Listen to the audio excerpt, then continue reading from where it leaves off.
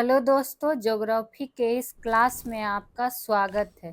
तो चलिए स्टार्ट करेंगे आज के पहले प्रश्न को।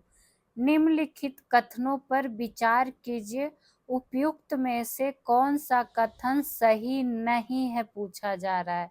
तो ध्यान देना है पूरे सेंटेंस को। पहला कथन क्या दिया हुआ है कि जनसंख्या और आर्थिक विकास में क्या होता है, धनात्मक सहसंबंध पाया जाता है, जो कि क्या दिया हुआ है, गलत दिया हुआ है। ठीक है, तो यानी 1 नंबर तो हो जाएगा गलत। ठीक, ये बात की हुई। तो देखिए एक कहाँ है, एक तो ए ऑप्शन में है, सी में है, और ना तो 1 और ना ही 2, ये तो बिल्कुल होगा नहीं। तो बी और डी इस तरह से आपने ऑप्शन को क्या किया, कट कर दिया। दूसरा कथन पढ़ते हैं। विकासशील देशों में विकसित देशों की तुलना में जनसंख्या वृद्धि कम होता है दिया गया है, जो कि क्या है, गलत है। ठीक, यानी हमसे पूछा गया था कि दोनों सेंटेंस गलत। तो देखिए दोनों सेंटेंस क्या हो गया, गलत ही हो गया। तो सी नंबर हो जाएगा इसका राइट आंसर। वहीं आपको पता होना चाहिए, जब पहला कथन की बात हुई है तो ध्यान रखिएगा क्यों गलत हुआ, कि जनसंख्या, यहाँ पे क्या होना चाहिए, वाक्य वो आपको लिख रहे हैं कि जनसंख्या और आर्थिक विकास में कैसा सहसंबंध पाया जाता है। तो ध्यान रखिए यहाँ पर होना चाहिए था ऋणात्मक, ऋणात्मक सहसंबंध पाया जाता है। ठीक, तो इसीलिए पहला कथन क्या था, गलत ही दिया हुआ था। वहीं दूसरा कथन की बात करें तो दूसरा में होना चाहिए था कि जनसंख्या वृद्धि जो कम दिया हुआ है, जनसंख्या वृद्धि कम की जगह क्या होना चाहिए था, अधिक होता है, अधिक होता है। तो दोनों कथन आपका अब क्लियर हो गया होगा। वहीं आपको पता होना चाहिए कि प्रश्न क्या पूछ लिया जाता है। चलिए इससे हिस्ट्री का एक जोड़ के प्रश्न बना देते हैं। जनसंख्या की चर्चा आई है तो चूंकि जनसंख्या के आधिका, इस तरह से लिख लीजिएगा कि जनसंख्या की आधिकारिक गणना, आधिकारिक गणना क्या कहलाती है, तो वो जनगणना कहलाती है, जनगणना।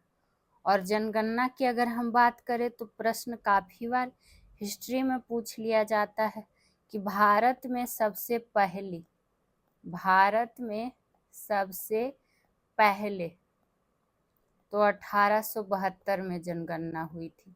कब हुई थी, तो 1872 में। लेकिन अगर बात करें 1881 में, जो कि पहली बार एक संपूर्ण जनगणना की जा सकी थी, यानी 1881 से प्रत्येक 10 वर्ष पर जनगणना होती है, ये बात आपको पता भी होगा। तो देखिए आपको इसमें एक हिस्ट्री का भी सवाल ऐड हो गया। चलिए बढ़ेंगे दूसरे प्रश्न पे। गहन निर्वाह कृषि निम्नलिखित में से विश्व के किस क्षेत्र में की जाती है। ध्यान दीजिएगा, ऐसे प्रश्न एग्जाम में आपको दिख सकते हैं। तो अगर बात करें इस कृषि की तो ध्यान होना चाहिए कि ये एशिया के घने बसे देशों में की जाती है। ठीक, चूंकि अगर हम बात कर रहे हैं गहन निर्वाह कृषि, यानी कि ये उन क्षेत्रों में प्रचलित है जहाँ क्या होता है, जनसंख्या घनत्व की अगर बात करें तो अधिक होता है, जनसंख्या घनत्व क्या होता है, अधिक होता है। और ध्यान रख सकते हैं कि भूमि की जो उपलब्धता है, भूमि की उपलब्धता की अगर हम बात करें वो सीमित होती है। ठीक, तो यही होती है क्या, गहन निर्वाह कृषि। वहीं ऑप्शन नंबर बी था दक्षिण अमेरिकी एवं मैक्सिको के क्षेत्रों में। तो ध्यान रखिएगा यहाँ वाणिज्यिक कृषि, वाणिज्यिक कृषि, साथ ही साथ और ध्यान रख सकते हैं स्थानांतरणशील कृषि, स्थानांतरणशील विकासशील कृषि प्रचलित है। तो हो सके आपसे ये सवाल ना पूछ के ये पूछ लिया जाए, तो पता होना चाहिए कि ये कृषि कहाँ होती है। चूंकि सवाल तो जो है इसी से मिला जुला के पूछेगा ना, अगर ये नहीं पूछेगा तो इससे संबंधित पॉइंट पूछेगा। अभी आगे भी देख लेते हैं। जैसे सी में था भूमध्य सागरीय क्षेत्र में, तो इसमें आप ध्यान रखिएगा कि फल, सब्जी, ये सब क्या है, खेती इसमें प्रमुख है, खेती प्रमुख है। वहीं ऑप्शन नंबर डी था मध्य एशिया। तो मध्य एशिया की अगर हम बात करें तो यहाँ लिख लीजिए कि शुष्क जलवायु के कारण, शुष्क जलवायु के कारण पशुपालन, पशुपालन और क्या कहता है, खाना बदोश कृषि, खाना बदोश कृषि क्या है, ज़्यादा प्रचलित है, प्रचलित है। तो इस तरह से हमने क्या किया, एक प्रश्न से 4 ऑप्शन के भी डिटेल जान गए कि कौन कहाँ कृषि प्रचलित है। ठीक, आगे की चर्चा करेंगे तीसरे नंबर प्रश्न पे। ऑस्ट्रेलिया के संदर्भ में निम्नलिखित कथनों पर विचार कीजिए कि उपयुक्त में से कौन सा कथन सही है, पूछा जा रहा है। ठीक है, तो इसके लिए हमें पढ़ना पड़ेगा पूरे वाक्य को। पहला है ऑस्ट्रेलिया विश्व में बॉक्साइट का सबसे बड़ा उत्पादक देश है। तो ये बात क्या है, बिल्कुल सही है, क्योंकि विश्व में, ये भी ध्यान रखिएगा, कौन, तो ऑस्ट्रेलिया। वहीं दूसरा नंबर है काल गुरली सोना खनन हेतु प्रमुख क्षेत्र है। तो ये भी कई बार एग्जाम में पूछा गया है और ये भी क्या है, सही दिया हुआ है, यानी दोनों के दोनों क्या है, सही है। ठीक, ये बात हो गई इसके आंसर की। वहीं आपको पता होना चाहिए कि काल गुरली की जो चर्चा आई है, काल गुरली, इससे क्या पूछ लिया जाता है, तो काल गुरली जो है, यह शहर 1893 में, कब, तो 1893 में सोने की खोज के बाद क्या हुआ था, स्थापित हुआ था। सोने की खोज के बाद क्या हुआ था, स्थापित हुआ था। ठीक, इसको, या एक चीज और ध्यान रखिएगा, कालगुरनी को, क्योंकि ये सोना खनन हेतु प्रमुख क्षेत्र है, तो इसको गोल्डन माइल भी कह दिया जाता है। क्या कह दिया जाता है, गोल्डन माइल के नाम से जाना जाता है, नाम से जाना जाता है।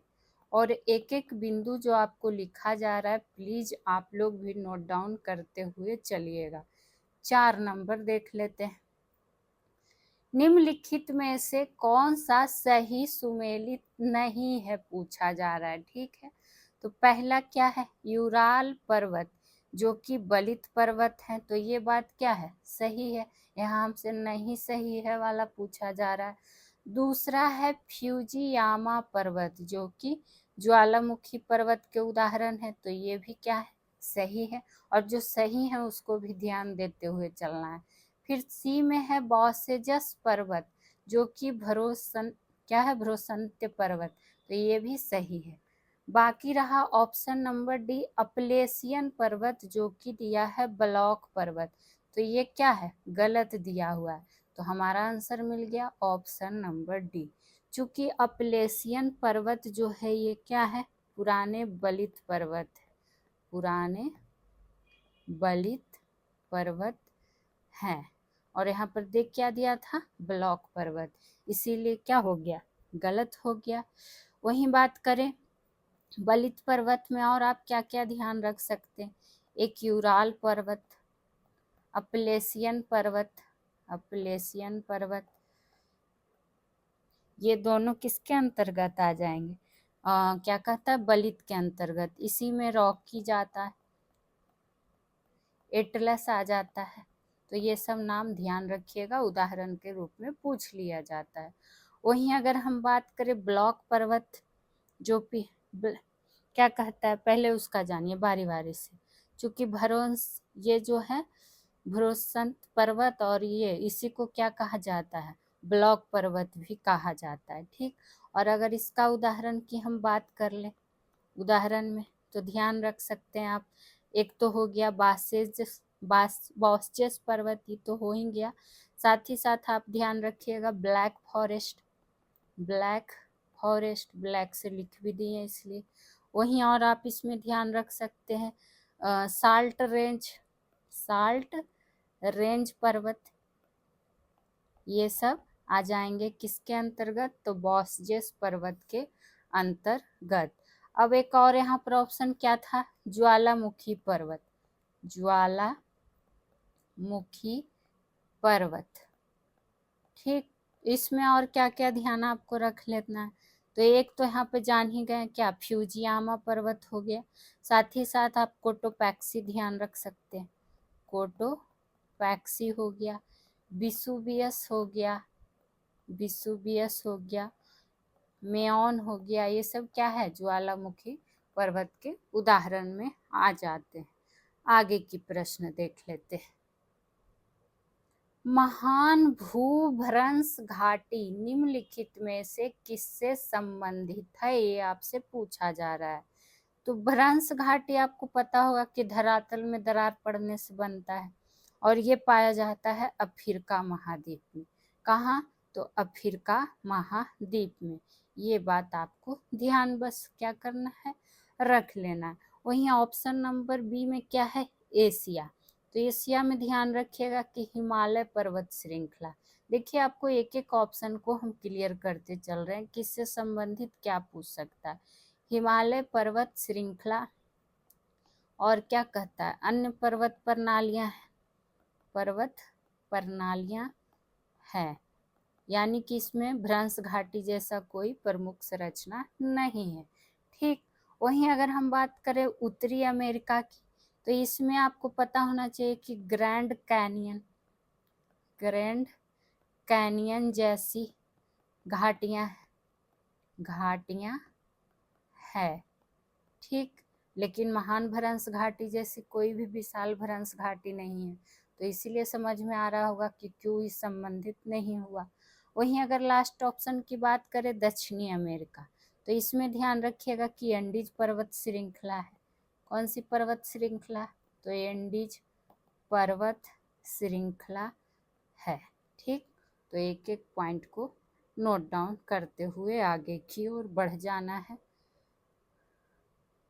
निम्नलिखित में से कौन सी नदी मकर रेखा को 2 बार काटती है, पूछा जा रहा है। ठीक है, तो ये और कोई नहीं, कौन काटती है, लिम्पोपो नदी। कौन नदी, तो लिम्पोपो नदी। वहीं आपको ध्यान रख लेना है कि यह दक्षिण अफ्रीका और क्या कहता है, बोत्सवाना, दक्षिण अफ्रीका और बोत्सवाना तथा अफ्रीका और क्या कहता है, जिम्बाब्वे की सीमा बनाते हुए क्या करती है, मापुतो की खाड़ी में गिरती है। किसकी खाड़ी में, तो मापुतो की खाड़ी में गिरती है। तो इसी में पॉइंट आपको ऐड कर लेना है। ठीक, और ध्यान रखना चाहें तो देखिए नील नदी की बात आई है ऑप्शन नंबर बी में, तो नील नदी से क्या है आप ध्यान रखिएगा, यहीं पर लिख देते हैं नील नदी, जो कि विश्व की सबसे लंबी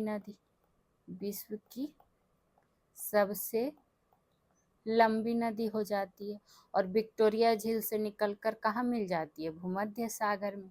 वहीं ऑप्शन सी है अमेजन में, तो अमेजन नदी ध्यान रखिएगा कि आयतन के आधार पर, किसके आधार पर, तो आयतन के आधार पर क्या है, सबसे बड़ी नदी है।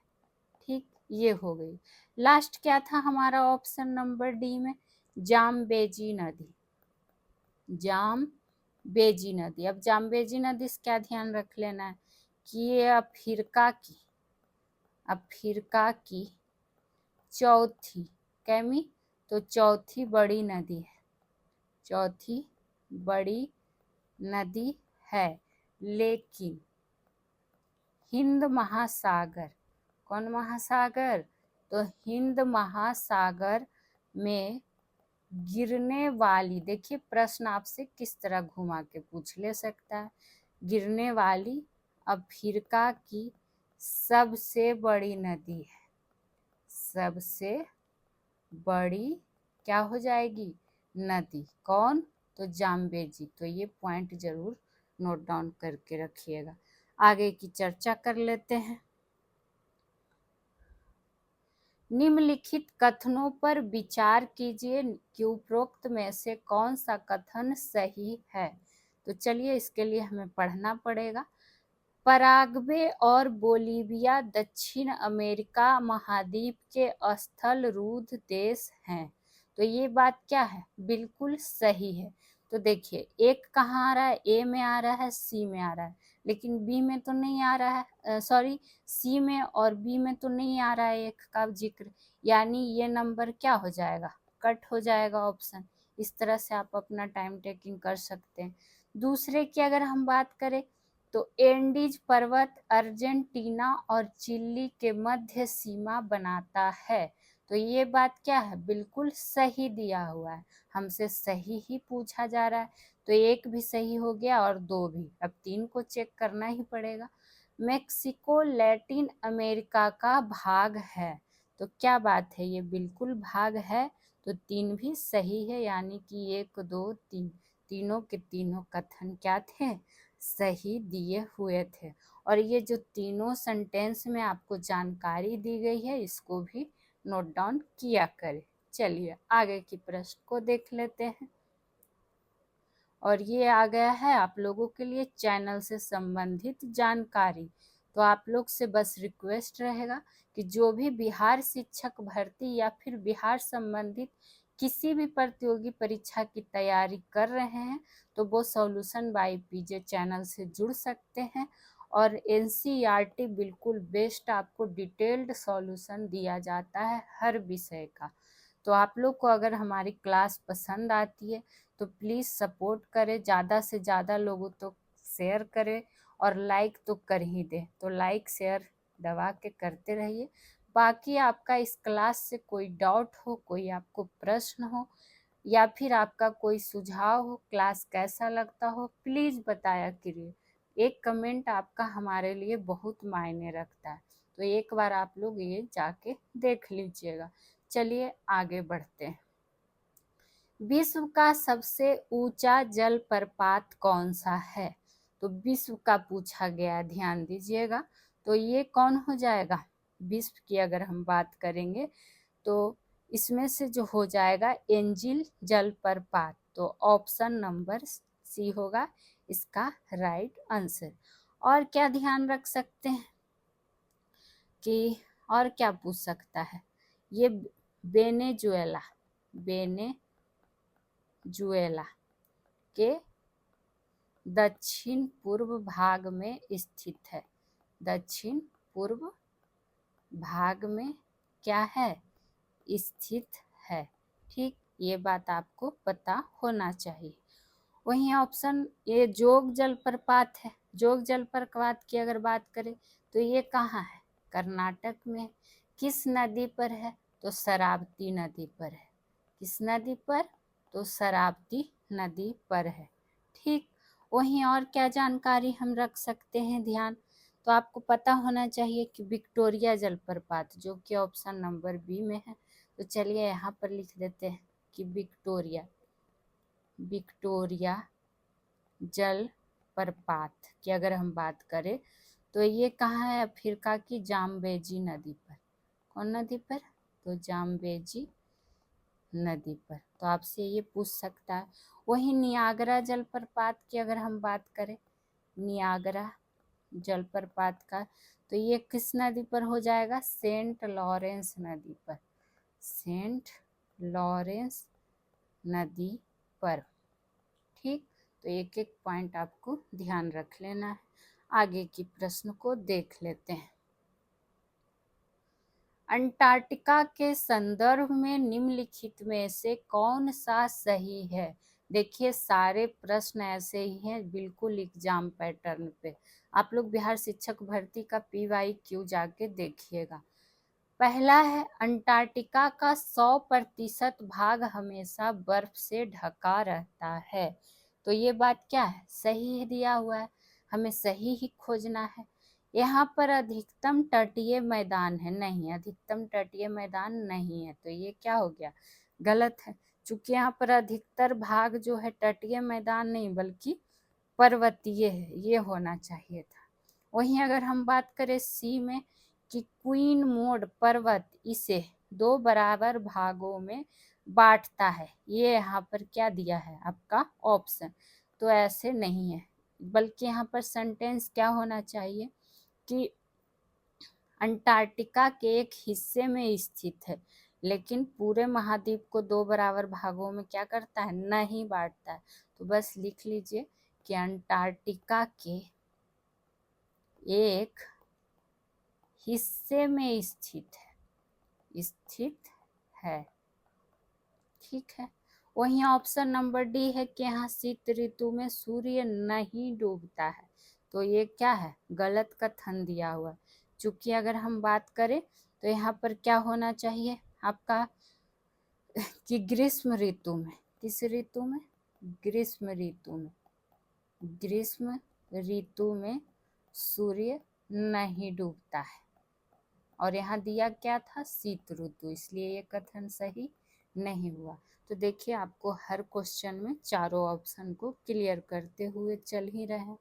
आगे की ओर बढ़ जाते हैं।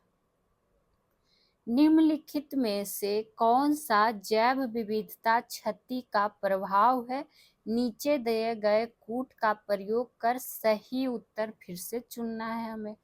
चलिए देख लेते हैं। पहला है पादप उत्पादकता में कमी, ठीक।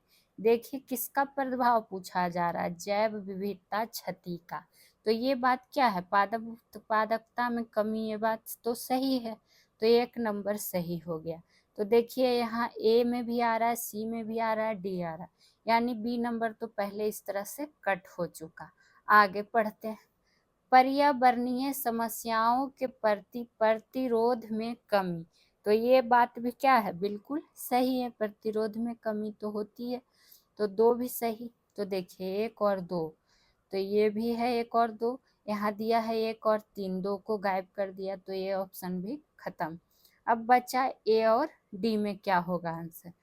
कुछ पारितंत्र प्रक्रियाओं जैसे पादप उत्पादकता की परिवर्तनशीलता में क्या करते हैं, वृद्धि करते हैं, तो ये बात क्या है, सही है, यानी 1 2 3 क्या हो जाएंगे, तीनों के तीनों इसके प्रभाव में सही हो जाएंगे। तो हमें इसमें बस इतना ही खोजना था, ठीक है। और एक चीज आप ध्यान दीजिए, ये बिल्कुल NCERT बेस्ड क्वेश्चन है, आप बुक में जाके चाहें तो मिला लीजिए, ये ना कि आपको फ्री में बस ठगा जा रहा है। ईमानदारी से, दिल से, मेहनत से आपको हम पढ़ा रहे हैं कि बस आपको ये फ्री ऑफ कॉस्ट एग्जाम में काम कर जाए, बाकी कुछ नहीं, सपोर्ट चाहिए और कुछ भी नहीं, इतना करिए आप लोग, बाकी रेगुलर क्लास आपको इसी तरह से मिलती रहेगी।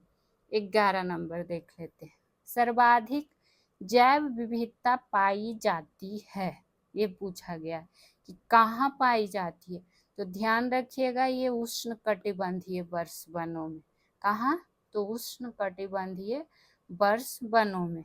अगर हम बात करें यानी कि ये वन क्या हो गए, भूमध्य रेखा के पास, जहाँ तापमान गर्म, वर्षा मतलब वर्ष भर वर्षा होती रहती है, ठीक। टुंड्रा की अगर हम बात करते तो टुंड्रा क्या है, ठंडा और सूखा क्षेत्र, ठंडे और सूखे क्षेत्र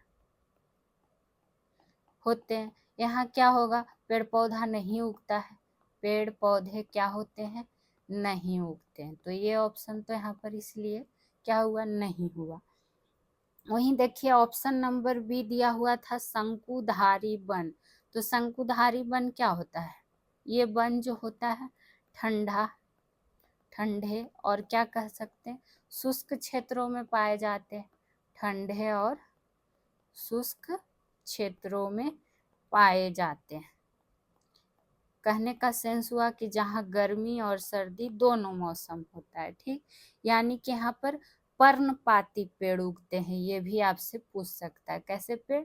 तो पर्णपाती पेड़ उगते हैं, जैसे कि ओक का पेड़, मेपल का पेड़, ये सब, ठीक। वहीं ऑप्शन नंबर डी की बात करेंगे तो यहाँ है शीतोष्ण वन। अब इसमें क्या ध्यान रखिएगा शीतोष्ण वन में? इसमें ध्यान रखिएगा कि ये वन जो है मध्यम तापमान वाले। कौन तापमान वाले? तो मध्यम तापमान वाले क्षेत्रों में पाए जाते हैं, वाले क्षेत्रों में पाए जाते हैं। देखिए ये आप ही लोग के लिए लिखा जाता है। अगर इसके बाद भी आप लोग समझिए, आप लोग को थाली में परोस के दिया जा रहा है, उसके बाद भी अगर आपको खाना नहीं खाना है तो फिर क्या कह सकते हैं, भूखे रहिए, यही बोल सकते हैं। बाकी आप लोग खुद समझदार हैं कि अगर अच्छी पढ़ाई आपको मिल रही है तो क्लास रेगुलर किया कीजिए। निम्नलिखित में से कौन सुमेलित नहीं है? ठीक, तो अगर सुमेलित नहीं है, देख लेना क्या पूछा गया। एक तरफ नगर, एक तरफ उद्योग। अगर हम बात करें तो ए में क्या है? अटलांटा। तो ये किससे संबंधित हो जाएगा? कोका कोला से। तो ये उद्योग से बिल्कुल संबंधित है, सही दिया। उसी तरह पिट्सबर्ग का ध्यान रखिएगा कि ये लौह अयस्क से संबंधित है, ठीक। डेट्रॉइट की बात करेंगे तो ये बिजली का सामान दिया है, जो कि गलत है, हमसे गलत ही पूछा जा रहा है। तो फिर ये संबंधित किससे है जी? तो ध्यान रखिएगा मोटर वाहन से। और पढ़ाई के लिए आप ही लोग के लिए बोलते हैं, तो प्लीज गलत मत सोच लीजिएगा। ये ना कि गलत गलत कमेंट करना शुरू कर दीजिए। कुछ लोग आते हैं थोड़ा सा ज्यादा दिमाग लगा के, पूरी क्लास को भी नहीं देखना है और गलत सलत बोल के चले जाना है। तो प्लीज जो भी पढ़ने वाले हैं ऐसा नहीं करेंगे, हमें भरोसा है। शिकागो की अगर हम बात करें तो ये मास पैकेजिंग से संबंधित है, ठीक। तो देख लिए कि इसमें कौन सा सही सुमेलित नहीं था।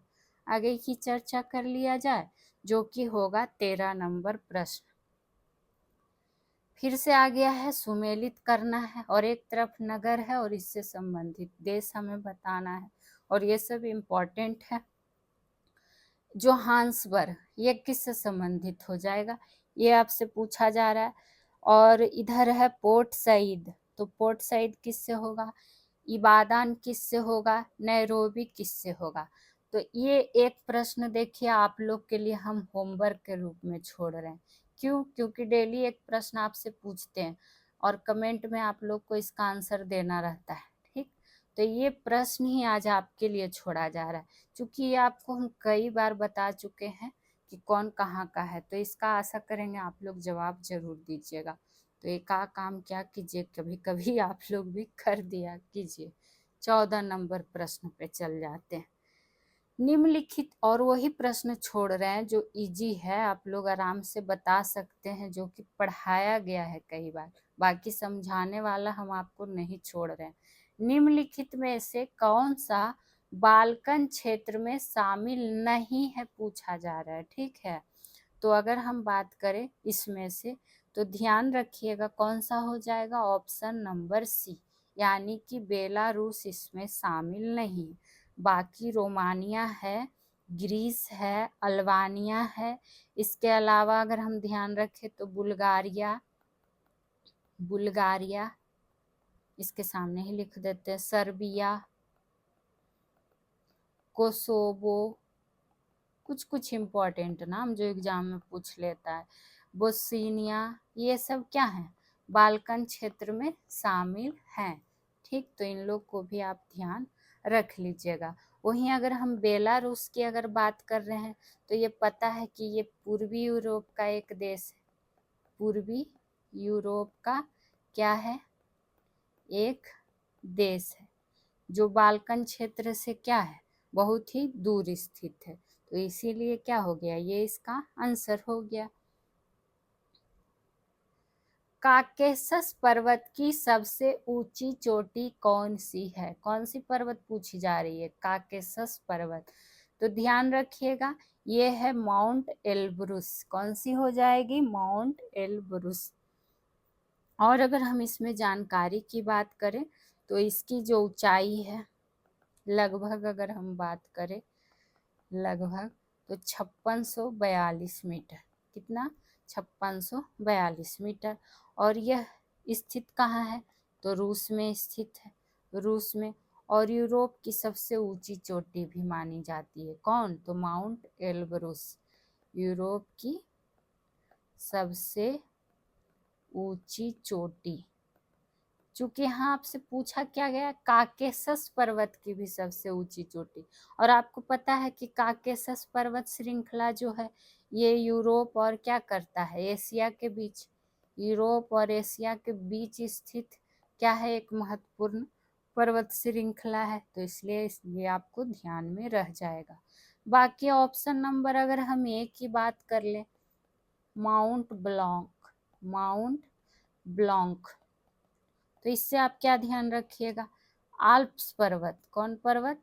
तो आल्प्स पर्वत। हो सके ये प्रश्न पूछ लिया जाए तो जो संबंधित हो वही तो आपको कराया जाता है कि आल्प्स पर्वत श्रृंखला की सबसे ऊंची चोटी कौन है, सबसे ऊंची चोटी। तब क्या हो जाएगा आंसर? तब हो जाएगा माउंट ब्लांक। ठीक। और ये भी कहाँ स्थित है? ये भी यूरोप में स्थित है, लेकिन ध्यान रखिएगा ये काकेशस पर्वत श्रृंखला में नहीं है। ठीक। वहीं एक और ऑप्शन नंबर बी में क्या था, राकापोसी, राकापोसी। तो राकापोसी से ध्यान रखिएगा कि काराकोरम, कौन कोरम? तो काराकोरम पर्वत श्रृंखला की क्या हो जाएगी, एक चोटी है, एक चोटी है। और जो कि स्थित कहाँ है? तो जो पाकिस्तान में स्थित है। कहाँ स्थित है? तो पाकिस्तान में स्थित है। और यह भी काकेशस पर्वत श्रृंखला में नहीं है। ठीक। तो आशा करेंगे आपका एक एक पॉइंट क्लियर होते चलेगा। 16 नंबर को देख लेते हैं। माजुली द्वीप के संदर्भ में असत्य कथन का चयन कीजिए। इस बार हमें गलत कथन चुनना है। देख लेते हैं। यह विश्व का सबसे बड़ा नदीय द्वीप है जिस पर लोग निवास करते हैं। तो ये किसके बारे में कहा गया है? माजुली द्वीप के बारे में, जो कि क्या है, सही है। ठीक। दूसरा कथन पर बात करें तो इस द्वीप का जो संबंध है असम राज्य से है। ये तो कई बार पूछा भी गया है, तो ध्यान रखिएगा, बिल्कुल सही हो जाएगा। ठीक। ये बात इसमें ध्यान रखते हुए चलना है। सी की अगर हम बात करें, इस द्वीप को एक जिले के रूप में मान्यता प्राप्त है। तो बिल्कुल प्राप्त है, तो सी भी सही है। डी है उपयुक्त में से कोई नहीं, हमसे तो गलत पूछा गया है। यहाँ तीनों के तीनों सही दिए हैं, यानी कि इनमें से कोई नहीं इसका राइट आंसर ही हो जाएगा। चलिए आगे की बढ़ जाएंगे। जैसा प्रश्न उसके अकॉर्डिंग सॉल्यूशन। निम्नलिखित झीलों में से कौन सा लैगून झील नहीं है? बताइए, आज खाली नहीं है नहीं ही है आ रहा है। तो लैगून झील क्या? लैगून झील होता है जो समुद्र किनारे, समुद्र के किनारे बनने वाली खारे पानी की झील, खारे पानी की झील ही क्या होती है? लैगून झील होती है। ठीक। अगर हम बात करें ऑप्शन नंबर ए, चिल्का झील, तो चिल्का झील से क्या पूछता है? आपको ध्यान होना चाहिए पहले तो कि ये उड़ीसा में स्थित है। कहाँ स्थित है? तो उड़ीसा में स्थित है। दूसरा, इससे आपको पॉइंट क्लियर होना चाहिए कि भारत की सबसे बड़ी खारे पानी की झील, खारे पानी की झील है चिल्का झील, ये इसमें लिख लेना है। वहीं आगे की बी में है पेरियार, तो ये लैगून झील क्या है? नहीं है, यही इसका आंसर हो जाएगा।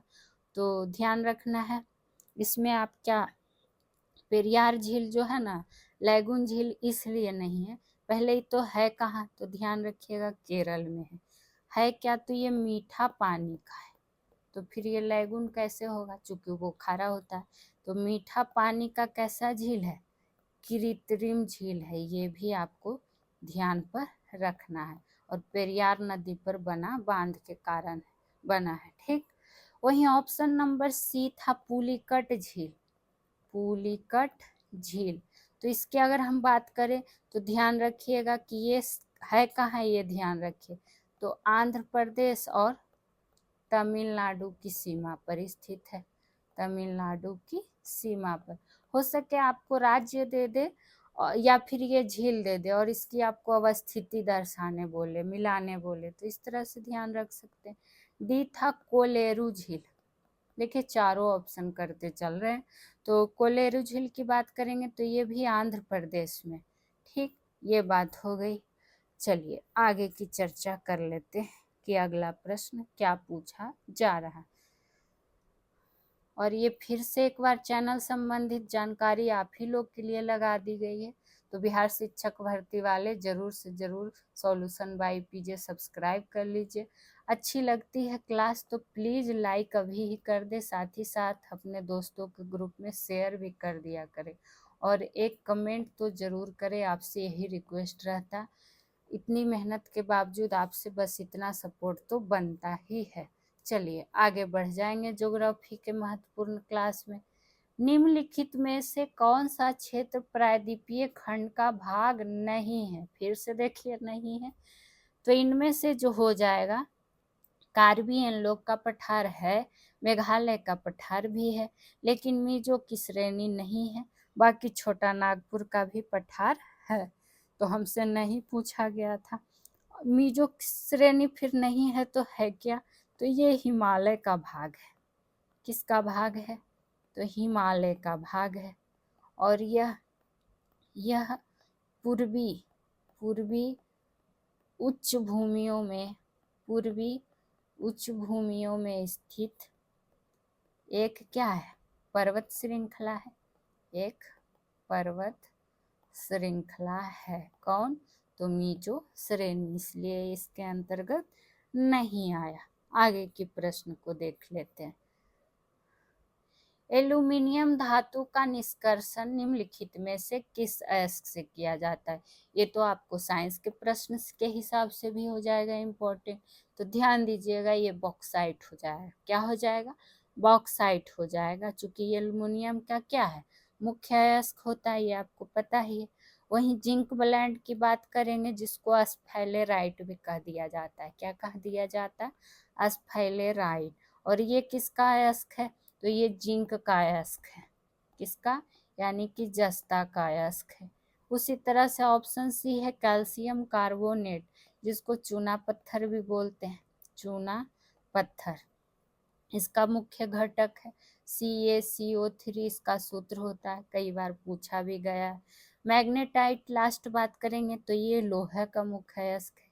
हेमेटाइट भी है और यहाँ क्या है? मैग्नेटाइट, तो लोहा का मुख्य अयस्क हो जाएगा। तो इस प्रश्न में तो उतना ज्ञान था नहीं, इसलिए बढ़ेंगे आगे की प्रश्न पर। पृथ्वी की भूपर्पट्टी में पाए जाने वाले तत्वों का घटते क्रम के अनुसार सही क्रम दर्शाना। तो घटते यानी कि पहले किसको लेके चलना है? ज्यादा से कम की ओर। तो ध्यान दीजिएगा, ऑक्सीजन पहले कौन आएगा? ऑक्सीजन।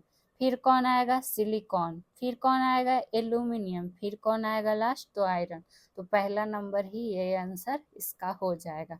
चूंकि अगर हम ऑक्सीजन की बात करें, ऑक्सीजन की, तो लगभग 46%, कितना परसेंट? 46% होता है प्रचुर मात्रा में। सिलिकॉन की अगर हम बात करें, फिर सिलिकॉन, तो इसमें लगभग 28%, लगभग जोड़ लीजिएगा आप लोग खुद से। एल्यूमिनियम की बात करें, एल्यूमिनियम घटते क्रम में दर्शाना था, इसलिए बड़े से छोटे की ओर। तो एल्यूमिनियम की बात करें तो लगभग 8%। और लास्ट कौन हो गया? आयरन, जो कि 5%। तो हो गया, ये क्या हो गया? एक क्रम हो गया। तो इसको आप क्या करेंगे? ध्यान में रख लीजिएगा।